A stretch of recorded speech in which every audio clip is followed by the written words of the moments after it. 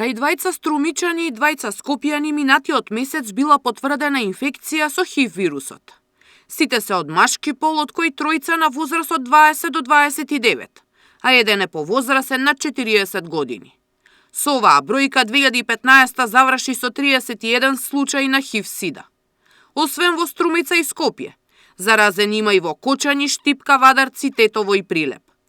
На крајот од минатата година лекарите излегоа со податоци дека е во подем ширењето на инфекцијата кај мажи кои имаат секс со мажи.